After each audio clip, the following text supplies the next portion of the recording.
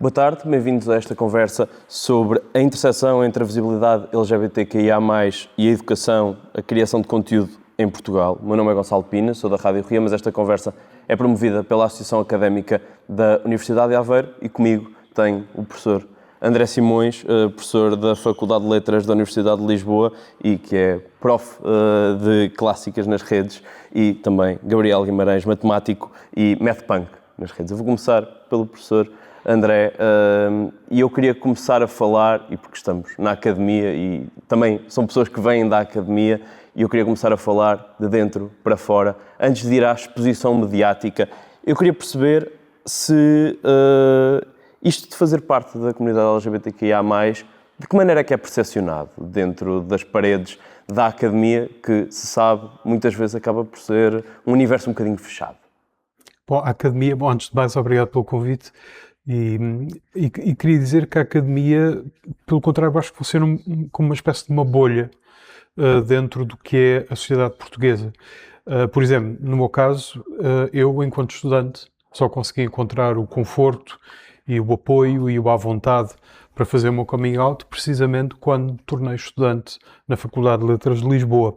Agora, enquanto docente, e passados já 30 anos ou mais, enquanto docente, a sensação que eu tenho é que há uma certa tolerância, uma espécie de isto existe, vamos lidar com isto como sendo algo perfeitamente natural, mas a minha visão pode estar a ser enviesada e pode estar a ser deturpada pelo facto de eu ser parte interessada e, portanto, as pessoas não falarem, se estiverem a dizer alguma coisa de mal, não o dizem à minha frente, na medida em que a minha sexualidade é pública e, portanto, não sei.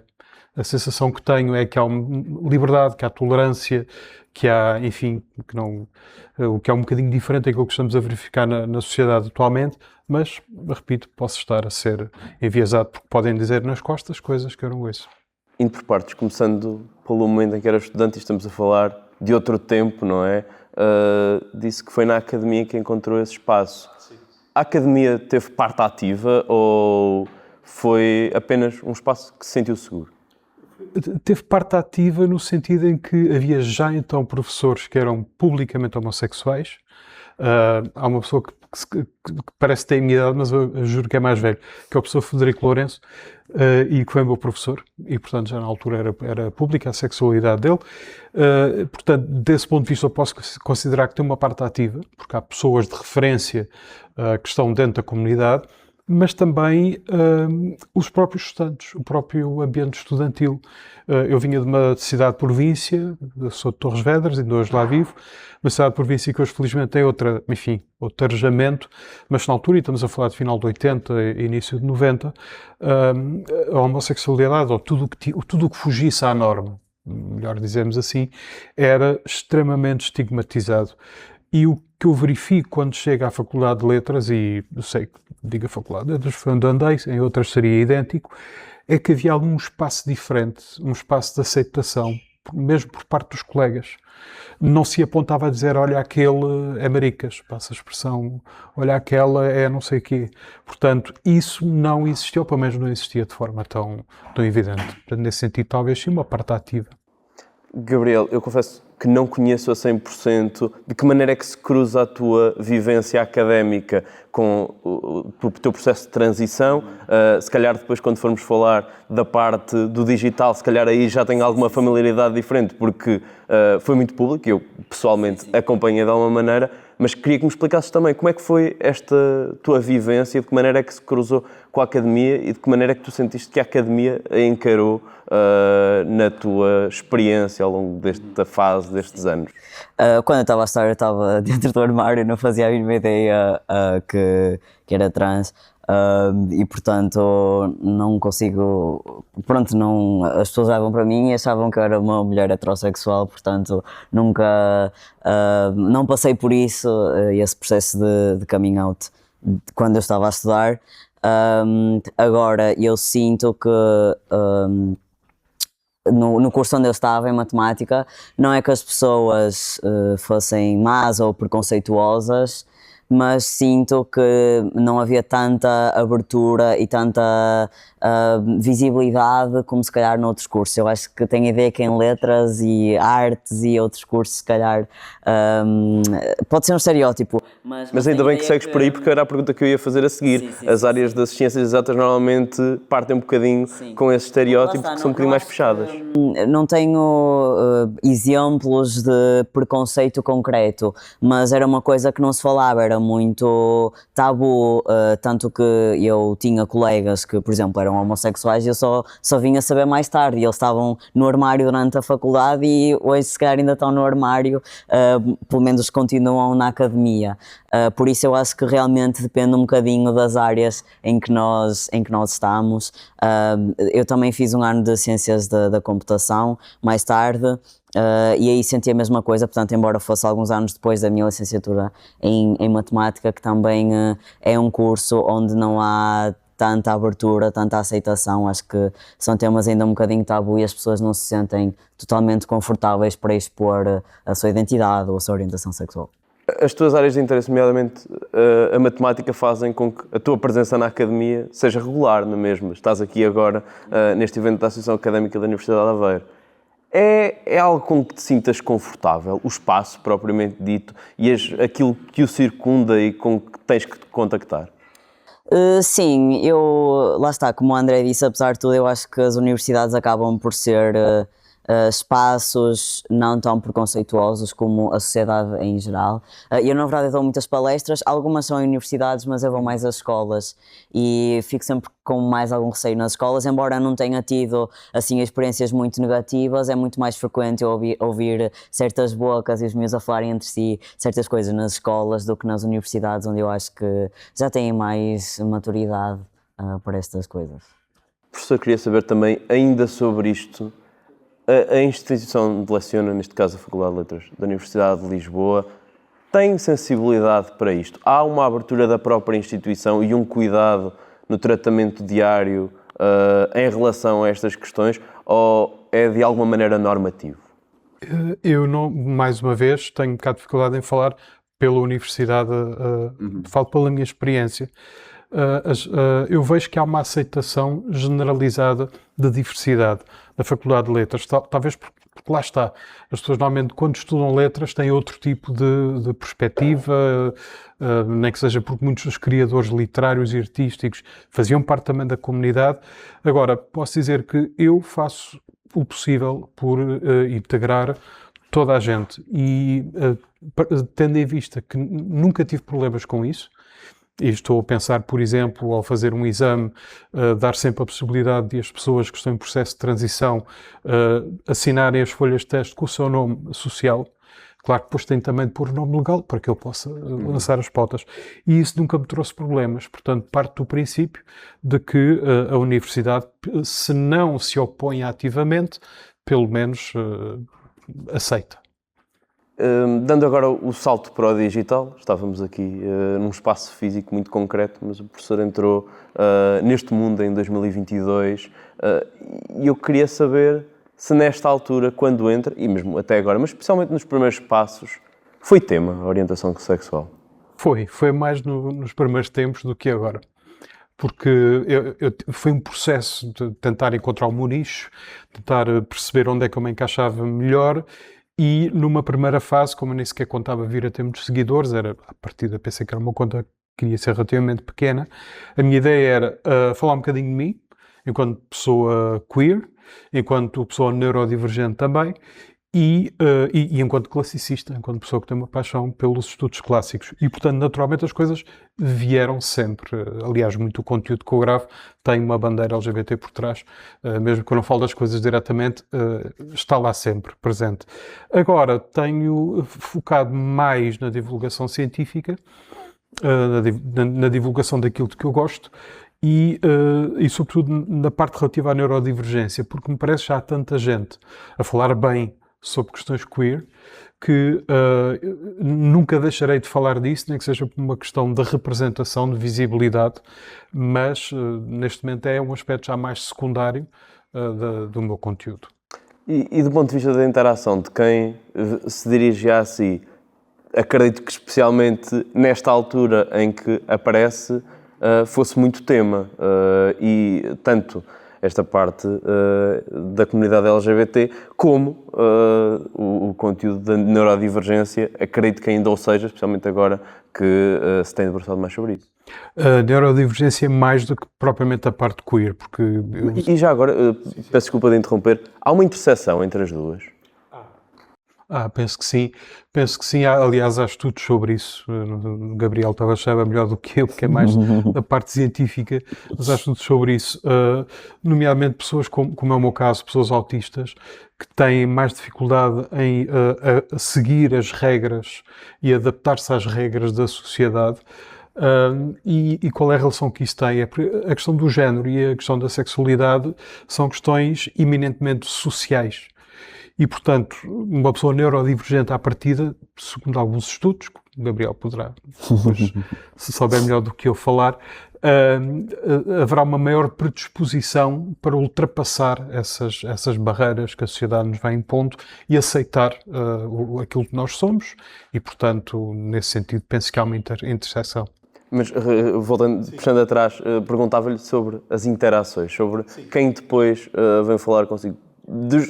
Mas dos dois lados, tanto para perceber se há pessoas que estranham e se há pessoas que se identificam e que também parte daí há alguma conexão com quem está do outro lado. Pessoas que estranham há sempre, e estranham normalmente no mau sentido, com o discurso de ódio, não é? Enfim, já sabemos, mas com essas pessoas normalmente essas pessoas normalmente eu ignoro. Simplesmente passo por cima, posso fazer algum conteúdo a divertir-me a propósito disso e também educar um pouco. Agora, houve muita gente, e isso é algo que para mim é extremamente gratificante, há muita gente que vem ter comigo, pessoalmente, na faculdade sobretudo, precisamente pela questão da identificação e sobretudo pela questão da visibilidade. Pessoas, e muitas pessoas, por exemplo, da comunidade trans, que vêm ter comigo e se inscrevem nas minhas disciplinas, eu percebo que às vezes aparentemente sem grande interesse pela disciplina em si, mas que fazem questão de vir falar comigo e de me dizerem a importância que teve, a visibilidade que eu e outros criadores damos, mas no meu caso em particular, a questões LGBT. E por isso é que eu dizia há pouco, apesar de ser secundário, é algo que eu nunca vou abandonar, porque sei que isso também é importante. Eu, todos os anos tenho imensa gente, estamos a falar proporcionalmente à população portuguesa. Se eu disser que todos os anos tenho pelo menos 3, 4, 5, 6 pessoas nas minhas turmas que se assumem como pessoas trans, e já não vamos contar com as pessoas que são cis, mas que são homossexuais, ou bissexuais, ou pansexuais, eu penso que isto é muito significativo.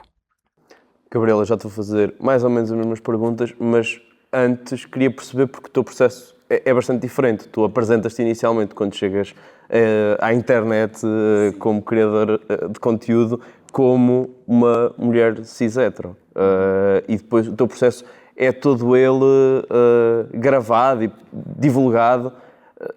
Como é que isto acontece para ti? Ou seja, há uma perda de privacidade da tua parte? Sim, mas é um bocado uma inevitabilidade. Ou seja, a partir do momento em que eu percebo que sou um rapaz, eu não podia fingir, continuar a fingir que era uma mulher. Portanto,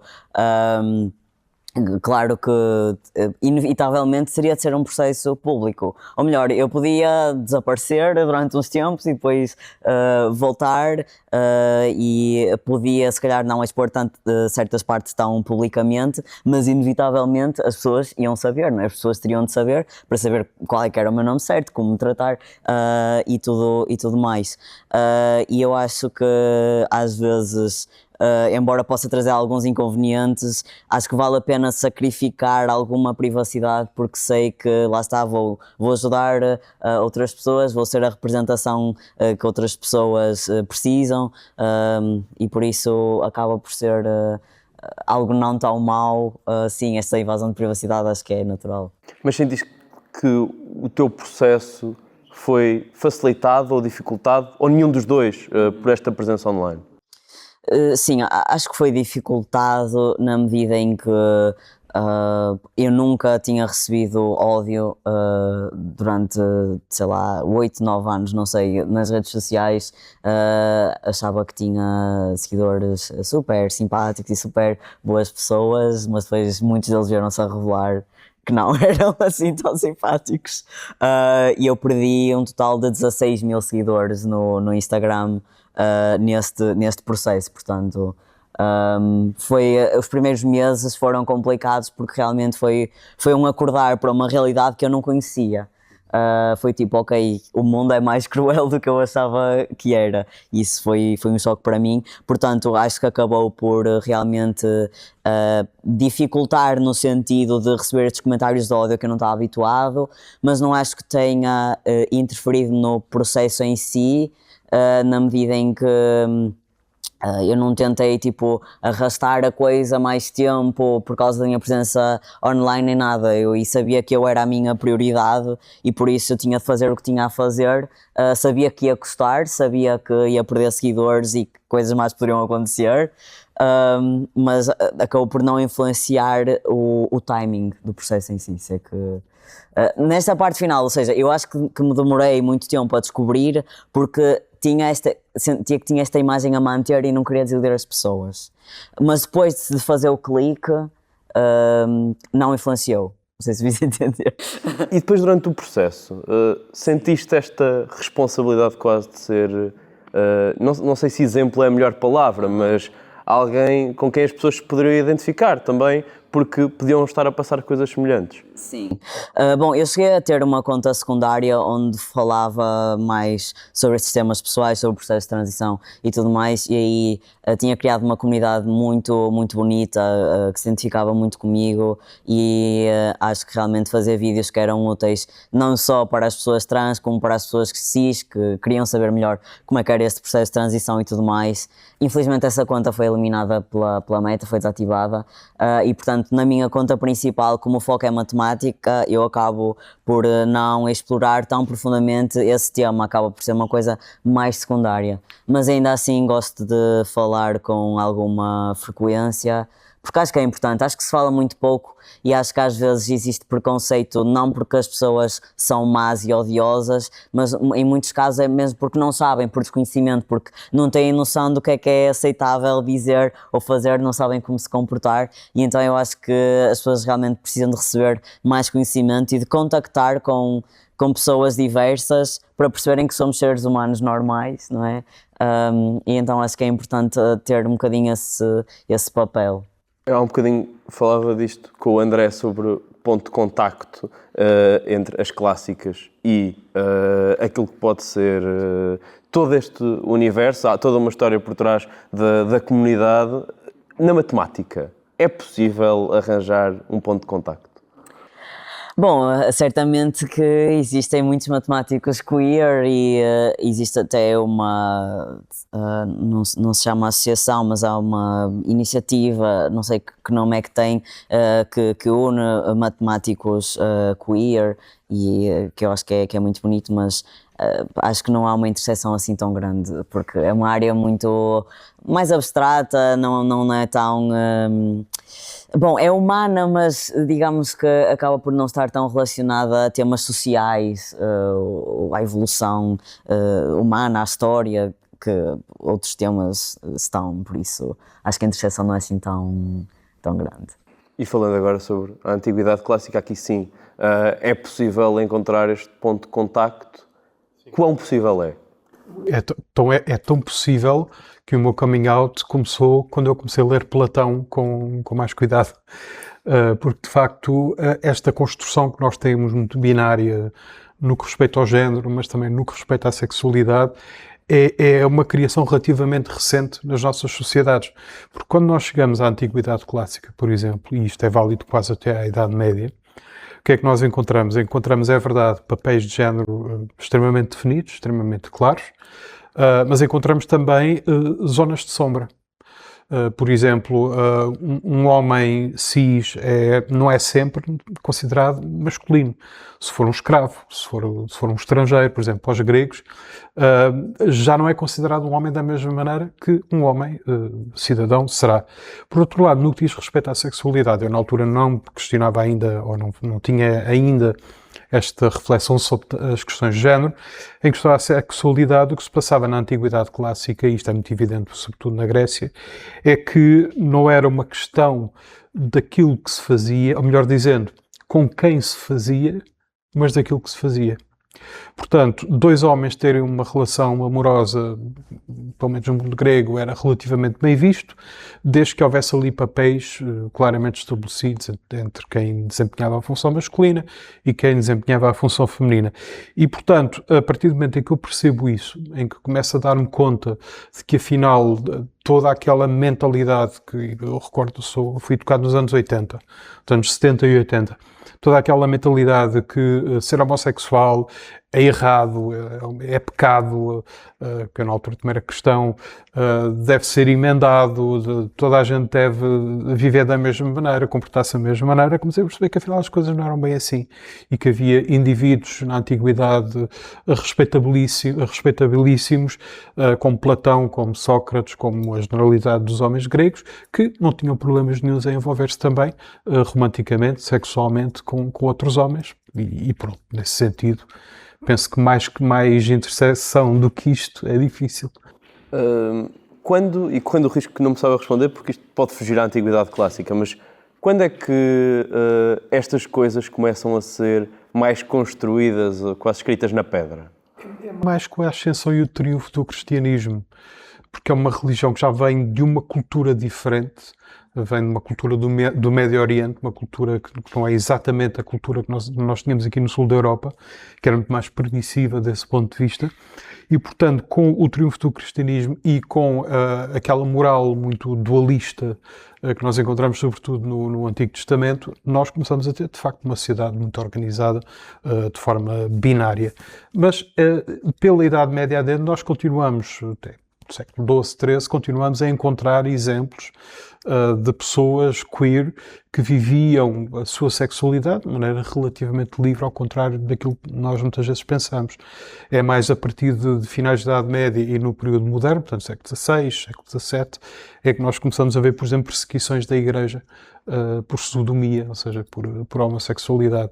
Ainda há pouco tempo saiu um livro muito interessante de um investigador galego sobre a homossexualidade na Idade Média, na Galiza, em que ele foi buscar documentos, por exemplo, do século XI e século XII, em que se vêem verdadeiros casamentos, portanto, cerimónias de casamento entre dois homens, porque isto era numa altura em que não existia ainda, porque as pessoas às vezes têm a ideia que o casamento, esta história do casamento como instituição sagrada, como sacramento religioso, que é algo que vem desde o início do cristianismo. Não é, é algo que vem mais ou menos a partir do século XIII. E, portanto, até aí, da mesma forma que se celebravam casamentos entre homens e mulheres, também se celebravam uniões, não se lhe dava o mesmo nome, mas uniões entre dois indivíduos do mesmo sexo, dois homens, duas mulheres, conforme as circunstâncias. Eu, no outro dia, a propósito de uma reportagem que estou a fazer, precisamente a propósito da vivência das pessoas LGBTQIA+, dentro do espaço da universidade, diziam-me que sentiam, não só a universidade, como Aveiro, como o país, estava neste momento cada vez mais hostil. Desde que entrou no mundo das redes sociais, isto sente-se, portanto, foi em 2022, vão 4 anos, não é um período muito largo, mas dá amostra, dá para sentir isto nas redes sociais? Sente. Eu não sinto muito porque as pessoas acho que já têm um bocadinho de respeito pelos meus cabelos brancos e, portanto, não me dizem coisas horríveis como eu vejo dizer a outros criadores e outras criadoras de conteúdo LGBT, nomeadamente pessoas mais novas e, nomeadamente, pessoas que não entram dentro da binariedade. Portanto, transmasc, transfemme, sobretudo essas pessoas, eu noto que há um ódio tremendo, um discurso de ódio que vem desde há algum tempo e que se tem vindo a agravar. No meu caso particular, é como digo, não sinto tanto, desse ponto de vista sou privilegiado, talvez que as pessoas olhem e veem já com alguma idade, com uma certa posição na sociedade e e pronto, estou relativamente protegido, mas eu creio que isso dá uma responsabilidade adicional de usar este privilégio de que eu gozo, por ser um homem branco, cis, bem posto na sociedade, para poder também dar essa visibilidade. Ou seja, não, eu estou aqui, sou um professor universitário, à partida vivo bem, estou bem posto na sociedade portuguesa, mas sou uma pessoa queer e, portanto, nós estamos em todo lado e aturemos. Não é? Gabriel, tu estás online há mais tempo, mas o teu coming out é mais tardio. Pois, exato. Sentes de alguma maneira isto ou não consegues ter esta percepção? Não consigo ter essa percepção, ou seja, não consigo comparar como é que era quando eu comecei de quando é agora, porque realmente, digamos que não era algo que me afetasse na altura quando eu comecei e, portanto, não estava muito atento a como é que era. Mas um facto é que agora realmente está mal, está mal, é isso que eu posso dizer. E acho que há imensos dados, ou seja, posso não ter tido essa percepção pessoalmente, mas todos os dados apontam para um agravamento do discurso de ódio, não só a nível das redes sociais, como na vida real também, não é? E então acho que faz sentido ter isso a acontecer agora, porque é uma coisa que está adiante dos olhos de toda a gente. A ti pergunto especialmente a pensar no online, mas achas que neste momento as portas já estão abertas e que vocês e outros criadores de conteúdo abriram de alguma maneira caminho para que outras pessoas queer conseguissem ter uma afirmação diferente neste espaço, ou as portas não estão totalmente abertas e ainda há alguns obstáculos para saltar? Não, eu acho que, e não é uma coisa de agora, eu acho que sempre que alguma pessoa queer é ela mesma, sem pedir desculpa, e tem esta exposição, acaba por abrir portas para que mais pessoas no futuro também sigam esse caminho. E eu acho que um exemplo que quase todos conhecem, por exemplo, o Kiko is Hot, e ele começou muito mais cedo, não é? E ele começou muito mais cedo e acho que ele é uma pessoa importante, ele realmente abriu muitas portas, e acho que como ele é tão corajoso ao ter uma expressão de género pouco usual, não é? Ao ser um homem gay, uma pessoa gay, acho que é um exemplo perfeito de que realmente nós precisamos de ter essas pessoas corajosas que deem a cara, que não tenham vergonha de dizer que são queer, para que outras depois também se sintam mais confortáveis para o fazer. Embora lá está, eu acho que em certos casos é um bocado uma inevitabilidade, ou seja, no meu caso eu não fiz o meu coming out publicamente porque fui inspirado por algum outro criador de conteúdo, foi porque teve de ser, porque surgiu essa necessidade. Mas acredito que todas nós, pessoas queer, que temos essa exposição, contribuímos não só para motivar outras pessoas a não terem medo de sair do armário, como também para tentar diminuir este ódio que existe, ao mostrar que somos pessoas normais e que toda a gente merece uma vida digna. Professor, faço-lhe sensivelmente a mesma questão, mas indo além do universo online, que já conhece bem, também na academia, onde sei, disse-me há um bocadinho, houve quem lhe abrisse as portas também a si, Sim. e portanto, se há agora esse espaço, o mesmo espaço de que usufruiu, para que outras pessoas cheguem e consigam ter o seu espaço. Eu espero que sim, mas lá está, eu estou ali numa bolha, não é? Que é a Faculdade de Letras, mas espero que sim, espero que neste momento as pessoas tenham mais liberdade e tenham portas mais abertas do que tinham, por exemplo, no meu tempo. Acredito que sim, acredito que apesar desta onda de ódio que estamos a viver, e que penso que basta abrir qualquer caixa de comentários de qualquer criador queer para perceber, e mesmo quando eu próprio falo dessas coisas, apesar de não receber muito ódio, também recebo algum, mas espero ter contribuído na faculdade para que isso seja verdade também, ou seja, para que se abram mais portas, sendo abertamente homossexual ou abertamente queer, o que nem toda a gente é na faculdade, apesar de estar longe de ser o único.